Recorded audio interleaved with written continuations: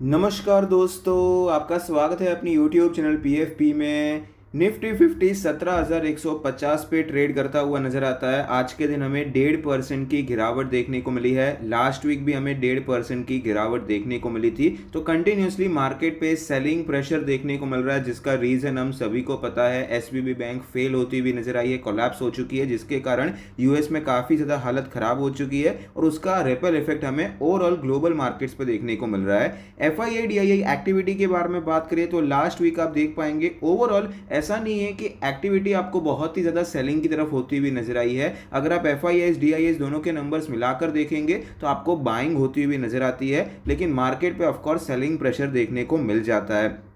Commodity के बारे में बात करें तो क्रूड ऑयल का चार्ट आपके सामने, वीकली चार्ट आपके सामने, बहुत ही टाइट रेंज में क्रूड ऑयल ट्रेड करता हुआ नजर आ रहा है। तो यहां पर हम एक्सपेक्ट कर सकते हैं कि जल्दी कोई ना कोई ब्रेकआउट या ब्रेकडाउन देखने को मिलेगा, या फिर तेजी देखने को मिलेगी, या तो आपको गिरावट देखने को मिलेगी। जिस हिसाब से फिलहाल ये ट्रेड कर रहा है, यहाँ पर चांसेस थोड़े से ये नजर आते हैं कि गिरावट होती हुई नजर आ सकती है। नेचुरल गैस के बारे में बात करें तो नेचुरल गैस में क्लियरली आपको एक अच्छा खासा करेक्शन देखने को मिला है और यहाँ पर फिलहाल ये लोअर रेंज पर ही ट्रेड करता हुआ नजर आता है। गोल्ड के बारे में बात करें तो इक्विटी में टेंशन चल रहा है, तो गोल्ड आपको अच्छा परफॉर्म करता हुआ नजर आता है। यहां पर गिरावट देखने को मिली, लेकिन एक अच्छा बाउंस बैक देखने को मिला, वापस गोल्ड आपको ऊपर जाता हुआ नजर आता है। यूएस डॉलर के बारे में बात करें तो आप देख पाएंगे सपोर्ट यहां पर बार बार ऊपर शिफ्ट हो रहा है, रेजिस्टेंस वहीं का वहीं है। 3 बार रेजिस्टेंस लेके ऑलरेडी यहां से नीचे आ चुका है, अब वापस ऊपर जा रहा है। हाई चांसेस है कि इस बार ये रेजिस्टेंस को तोड़ सकता है और रुपये और भी ज्यादा वीक होता हुआ नजर आ सकता है। तो करेंसी मार्केट से तो सिचुएशन कोई खास अच्छी नजर नहीं आती है।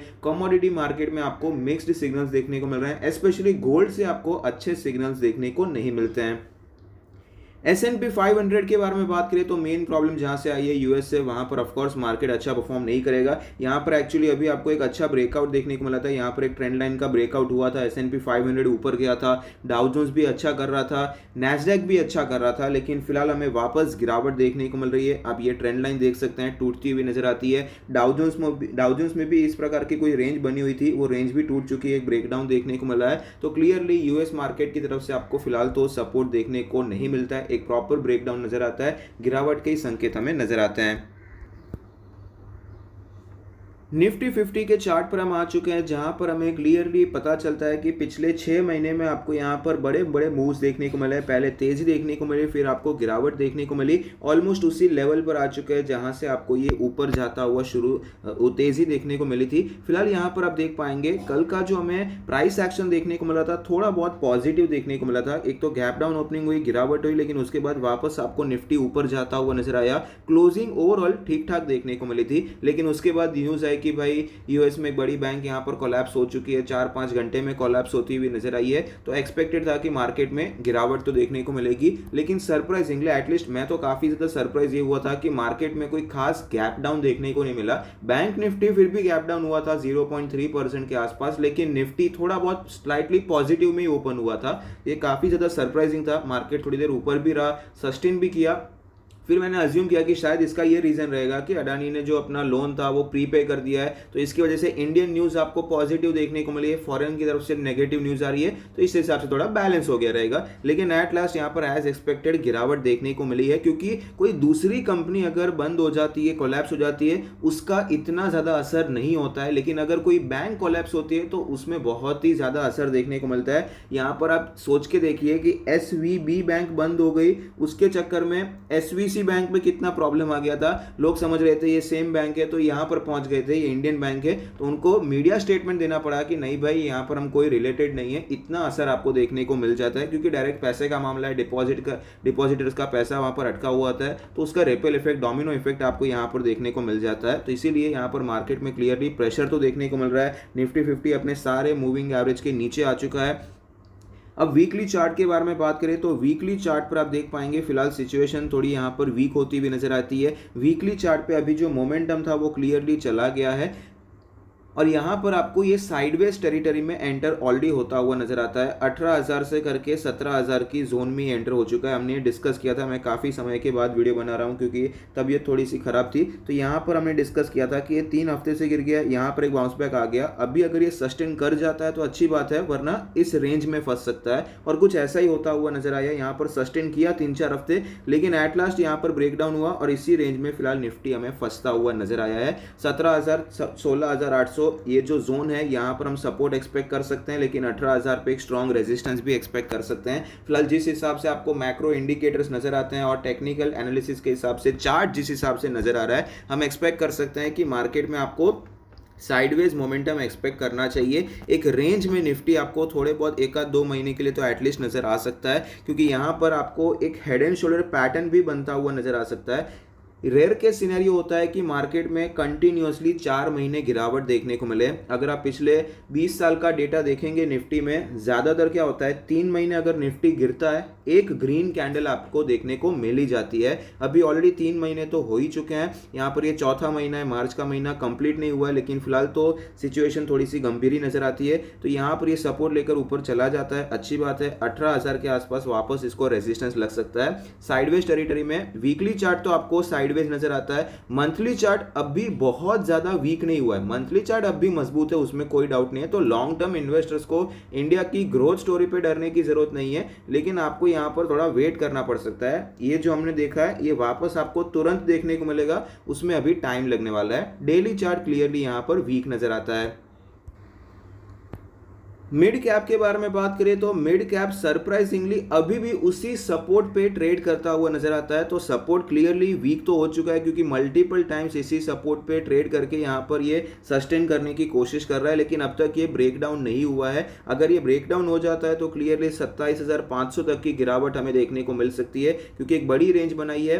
यहाँ पर काफी समय से इसी रेंज में ट्रेड कर रहा है, तो इतनी गिरावट तो हम एक्सपेक्ट कर ही सकते हैं। तो अभी यहाँ पर देखने वाली बात है, सपोर्ट टूटता है तो और ज्यादा गिर सकता है, लेकिन अगर ये वापस सस्टेन होकर ऊपर जाने की कोशिश करता है, ये रेंज का ब्रेकआउट होता है, तो 33,000 तक ये जाने की कोशिश कर सकता है, डिपेंडिंग कि कैसा माहौल है। यहाँ पर निफ्टी यहाँ पर अगर एक ही दिन में 2 दिन में अगर एकदम गिरावट खत्म कर देता है, मान लेते हैं अभी 17,150 है, 16,800 16,900 ये सारे लेवल्स 1-2 दिन में आ जाते हैं, तो मिड कैप यहाँ पर हाई चांसेस है कि ये ब्रेकडाउन करेगा, फिर भी आपको जल्दी ही रिकवर करता हुआ भी नजर आ सकता है। मिड कैप की तरह स्मॉल कैप भी आपको सस्टेन करता हुआ नजर आता है। आप देख पाएंगे अभी भी 9,000 के सपोर्ट के आसपास ही ट्रेड कर रहा है, लेकिन वीकली चार्ट इसका इतना ज्यादा मजबूत नहीं है, क्योंकि ये लोअर लेवल पे सस्टेन कर रहा है। गिरावट अच्छी खासी हो गई, रिकवरी पूरी नहीं हुई है, बीच में ही आपको ये यहाँ पर ये एक रेंज में ट्रेड करता हुआ नजर आता है। तो अगर वापस ये ब्रेकडाउन हो जाता है तो क्लियरली आपको गिरावट देखने को मिल सकती है। सेक्टर स्पेसिफिक बात करें तो बैंकिंग सेक्टर में आप देख पाएंगे यहाँ पर आपको अच्छा खासा एक रेंज शिफ्ट होता हुआ नजर आता है। इस रेंज में ट्रेड किया, ब्रेकडाउन हुआ, फिर आपको इस रेंज में ट्रेड करता हुआ नजर आता है। अगर यहाँ पर फिर से एक ब्रेकडाउन हो जाता है तो इस रेंज में आपको बैंक निफ्टी ट्रेड करता हुआ नजर आ सकता है। वीकली चार्ट के बारे में बात करें तो वीकली चार्ट अभी क्लियरली यहाँ पर एक्चुअली सिचुएशन निफ्टी के मुकाबले अच्छी नजर आ रही थी, क्योंकि इसका स्ट्रक्चरल काफी अच्छा था। यहाँ पर एक प्रॉपर इस प्रकार का पैटर्न देखने के बाद ब्रेकआउट देखने को मिला था, लेकिन अभी तो ये पैटर्न फेल होता हुआ नजर आता है। ये ब्रेकडाउन हुआ, अब यहाँ पर एक डबल बॉटम भी बनाया था। यहाँ पर आप देख सकते हैं स्ट्रॉन्ग बाइंग आपको यहाँ पर 2 हफ्ते देखने को मिली, लेकिन सस्टेनेबल बाइंग नहीं थी। फिर से आपको नीचे आता हुआ नजर आता है, तो अगर ये और नीचे आ जाता है 37,500 का सपोर्ट लेने की कोशिश कर सकता है। तो यहाँ पर आपको एक head and shoulder pattern type भी देखने को मिल सकता है, क्योंकि यहाँ पर एक आपको शोल्डर देखने को मिला, ये हेड देखने को मिल सकता है। फिर थोड़ी रिकवरी ऑफकोर्स एक्सपेक्ट होती है, क्योंकि मार्केट में अभी क्रैश का माहौल नहीं है। ऐसा नहीं है कि जो होना है 1 महीने में होकर खत्म हो जाएगा। अभी आपको ये कंटिन्यूसली होता हुआ नजर आएगा। मार्केट ऊपर जाएगा, रेजिस्टेंस हिट करके वापस नीचे आ जाएगा, सपोर्ट हिट करके वापस ऊपर चला जाएगा। इस हिसाब से आपको ट्रेडिंग होती हुई नजर आ सकती है। मार्च 2020 में जिस हिसाब से गिरावट हुई थी, जो हुआ था खत्म हो गया तुरंत, फिर उसके बाद कॉन्सोलिडेट करके मार्केट ऊपर गया। ऐसी सिचुएशन अभी देखने को मिलेगी, उसके चांसेस बहुत ही कम है। इस प्रकार का कुछ आपको देखने को मिल सकता है, जिस हिसाब से यहाँ पर बड़े स्विंग्स आए, तेजी भी बहुत अच्छी आई, गिरावट भी बहुत अच्छी, वापस तेजी आई। इस हिसाब से हम एक्सपेक्ट कर सकते हैं यहाँ पर तेजी आई, गिरावट होगी, तेजी आ सकती है, फिर वापस सपोर्ट ले सकता है। इस हिसाब से आपको एक रेंज में वॉलेटाइल मूवमेंट देखने को मिल सकता है। अभी के लिए तो बैंकिंग सेक्टर आपको मजबूत नजर नहीं आता है, यहाँ पर वीकनेस ही नजर आती है।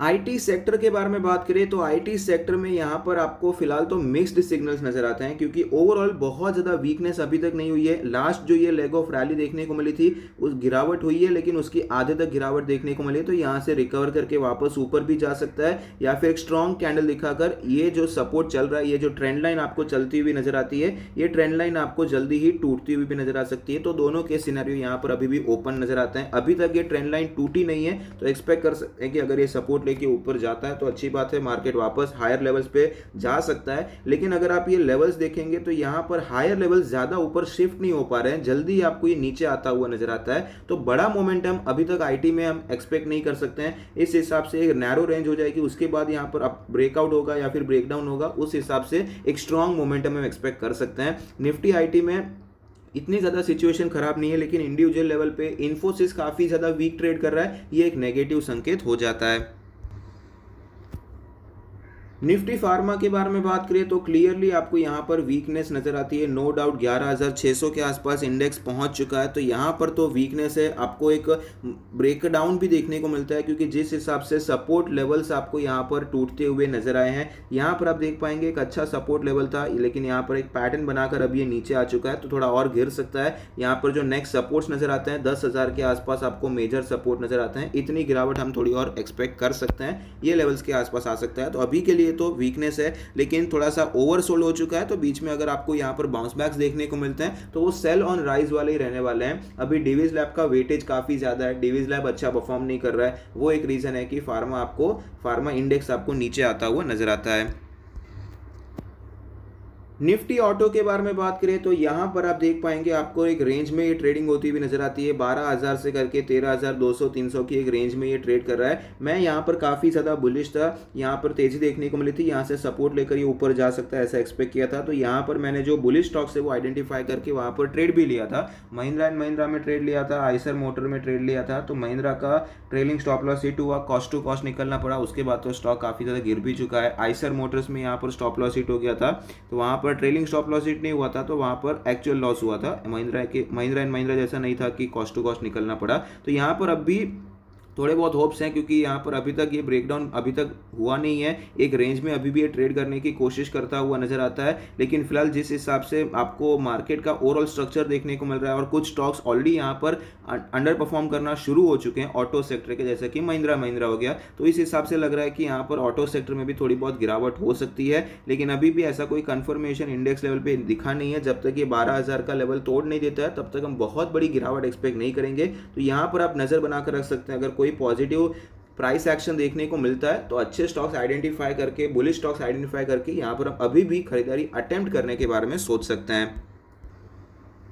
एफएमसीजी के बारे में बात करें तो डिफेंसिव सेक्टर होने के नाते यहाँ पर आपको कोई बहुत ज़्यादा गिरावट देखने को नहीं मिल रही है। इनफैक्ट आपको ये मजबूत नज़र आता है। आप देख पाएंगे किस हिसाब से आपको ये ऊपर जाता हुआ नज़र आया। यहाँ पर एक अच्छी रैली आई, ये यहाँ पर ये रैली मेरे हिसाब से आईटीसी की वजह से आई थी, क्योंकि उसमें बहुत तेज़ी आई थी, उसका वेटेज भी काफ़ी अच्छा है। उसके बाद ये स्लोली नीचे आ रहा है, तो ये लेवल सेट करके आपको ये वापस ऊपर जाता हुआ भी नज़र आ सकता है। लेकिन अगर आप यहाँ पर चार्ट देखने चाहेंगे, थोड़ा बहुत स्ट्रेच हो चुका है, क्योंकि यहाँ पर ऑलरेडी एक अच्छी रैली देखने को मिल रही है और हायर लेवल पे ये ट्रेड कर रहा है। अगर ये थोड़ा सपोर्ट के लेवल के आसपास रहता है, इस लेवल के आसपास यहाँ पर इस प्रकार का प्राइस एक्शन देखने को मिलता, तो ये ज़्यादा अट्रैक्टिव अपॉर्चुनिटी बन जाती। लेकिन फिलहाल के लिए भी सेक्टर मजबूत नजर आता है, तो यहाँ पर हम नजर बनाकर रख सकते हैं, बुलिश स्टॉक्स आइडेंटिफाई करने की कोशिश कर सकते हैं। लेकिन एज सच अभी के लिए एंट्री पॉइंट अभी तक मिला नहीं है, क्योंकि ऑलरेडी एक बार ये लेवल हिट हो चुका है, यहाँ से ऊपर भी जा चुका है, वापस नीचे आया। अभी यहाँ पर इस प्रकार से ये लेवल्स टूटते हैं तो ही हमें यहाँ पर खरीदारी करना प्रेफर करना चाहिए। और अगर ये लेवल टूटता है तो एक पैटर्न भी काफी अच्छा बनेगा, कप एंड हैंडल पैटर्न आपको बनता हुआ नजर आएगा। तो आप ऑटो सेक्टर पे, एफएमसीजी सेक्टर, ये दो सेक्टर मजबूत नजर आते हैं। हालांकि अभी तक ये खरीदारी के लिए ठीक नहीं लग रहे हैं, क्योंकि अभी तक खरीदारी ट्रिगर नहीं हुई है। हमारी जो लेवल्स पे ट्रिगर होती है वो ट्रिगर नहीं हुए हैं, लेकिन लेवल्स यहाँ पर ओवरऑल स्ट्रक्चर अच्छा नजर आता है। तो ये दो सेक्टर्स हैं जहां पर हम नजर बनाकर रख सकते हैं। मेटल सेक्टर के बारे में बात करें तो मेटल सेक्टर में आप देख पाएंगे यहाँ पर आपको गिरावट देखने को मिली है। क्लियरली आपको काफ़ी ज़्यादा गिरावट देखने को मिली। ये लेवल भी टूट गया, ये लेवल भी आपको टूटता हुआ नजर आया है। तो यहाँ पर तो कोई खास अपॉर्चुनिटी नज़र नहीं आती है। यहाँ पर भी आपको सिचुएशन थोड़ी सी खराबी होती हुई नजर आती है, क्योंकि यहाँ पर देखिए कैसा है, जब इन्फ्लेशन काफ़ी ज़्यादा बढ़ जाता है तब भी मेटल सेक्टर अच्छा परफॉर्म करता है, क्योंकि एट लास्ट इन्फ्लेशन बढ़ता किससे भाई, चीज़ों का दाम महंगा हो गया तभी इन्फ्लेशन बढ़ता है। तो चीज़ मतलब जनरली सारी जो कमोडिटीज़ होती है उसका भाव बढ़ जाता है। तो यहाँ पर मेटल सेक्टर अच्छा परफॉर्म करता है, क्योंकि ये भी एक कमोडिटी है। अगर मेटल का भाव बढ़ेगा, कोई भी स्टील का भाव बढ़ेगा, एल्यूमिनियम का भाव बढ़ेगा, तो ये जो प्रोड्यूसिंग कंपनीज हैं उनको मार्जिन अच्छे मिल जाते हैं, तो ये अच्छा परफॉर्म करते हैं। अभी इन्फ्लेशन बहुत ज़्यादा बढ़ेगा उसके चांसेस कम है, क्योंकि इन्फ्लेशन को रोकने के लिए सारे के सारे मेजर्स लिए जा रहे हैं। तो इसीलिए मेटल सेक्टर अभी थोड़ा सा अंडर परफॉर्म करता हुआ नजर आ सकता है। ये फंडामेंटल पर्सपेक्टिव हो गया। टेक्निकल पर्सपेक्टिव अगर हम बात करें तो यहाँ पर आप देख पाएंगे एक फेक ब्रेकआउट यहाँ पर हुआ, क्योंकि ये अच्छा ब्रेकआउट था लेकिन कंटिन्यू नहीं कर पाया, फिर गिरावट देखने को मिली। यहाँ पर भी ये ऊपर जाने की कोशिश की लेकिन वापस आपको ये नीचे आता हुआ नजर आया। तो इस हिसाब से टेक्निकली भी फिलहाल यहाँ पर कोई बहुत ज़्यादा बुलिश सिचुएशन नजर नहीं आती है। रियल एस्टेट सेक्टर के बारे में बात करें तो आप देख पाएंगे यहाँ पर आप देख पाएंगे कि किस हिसाब से रैली आई, गिरावट देखने को मिली। रैली आई, एक ब्रेकआउट हुआ, लेकिन यहाँ पर मोमेंटम देखने को नहीं मिला, वापस नीचे आ रहा है। सेम सपोर्ट पे अभी ये ट्रेड करता हुआ नजर आता है। अगर आप इसका मंथली चार्ट देखने जाएंगे तो एक्चुअली रियल एस्टेट सेक्टर आपको थोड़ा सा इंटरेस्टिंग नजर आएगा, क्योंकि 2008 के बाद जो गिरावट देखने को मिली वो अभी तक रिकवर नहीं हो पाई है क्लियरली। लेकिन अभी यहाँ पर लेवल्स अच्छे नजर आते हैं। ये लेवल पे पहले यहाँ पर ट्रेड किया था, फिर अभी आपको ट्रेड करता हुआ नजर आता है। प्रीवियस में आपको रैली देखने को मिली थी और उसके बाद अभी ये इसी लेवल पे सपोर्ट लेने की कोशिश करता हुआ नजर आता है। तो ओवरऑल रियल एस्टेट सेक्टर अभी मजबूत नजर आता है। अगर आप कुछ स्टॉक्स को आइडेंटिफाई करेंगे तो वहां पर आप नजर बनाकर रख सकते हैं। हालांकि फंडामेंटल पर्सपेक्टिव इतना ज्यादा सपोर्टिव नहीं है, क्योंकि इंटरेस्ट रेट बढ़ रहे हैं तो घर खरीदना थोड़ा महंगा हो जाता है, तो उस हिसाब से इतना ज्यादा सपोर्टिव नजर नहीं आता है। इंटरेस्ट रेट अभी बढ़ भी रहे हैं, ऑलरेडी बढ़ चुके हैं और एक्सपेक्टेड है थोड़ा और भी बढ़ सकता है, एक दो रेट हाइक आपको मिल सकता है। तो इस हिसाब से इतना ज्यादा कॉन्फिडेंस यहाँ पर फंडामेंटली बिल्डअप नहीं हो पा रहा है। और बाकी ये है कि भाई सप्लाई साइड भी काफ़ी ज़्यादा है। ऐसा नहीं है कि रियल एस्टेट में आपको यहाँ पर जो छोटे बिल्डर्स हैं, मान लेते हैं कोई 200 फ्लैट 300 फ्लैट का कोई प्रोजेक्ट कर रहा है, तो कंपेरेटिवली वो छोटा प्रोजेक्ट हो जाता है अगर आप लिस्टेड कंपनी से कंपेयर करेंगे। तो ऐसे प्लेयर्स भी बहुत ज़्यादा हैं, तो कंपटीशन भी बहुत है। सप्लाई साइड यहाँ पर आपको इनफ नज़र आती है और डिमांड पे असर आ सकता है लो इंटरेस्ट रेट की वजह से, इसीलिए थोड़ा सा कॉन्फिडेंस कम हो रहा है यहाँ पर फंडामेंटल पर्सपेक्टिव से। बाकी टेक्निकली फिर भी ठीक ठाक नज़र आ रहा है। अगर दोनों चीज़ें में थोड़ा और बेटरमेंट हो जाता है तो आप रियल एस्टेट सेक्टर पर क्लियरली एक बैट ले सकते हैं।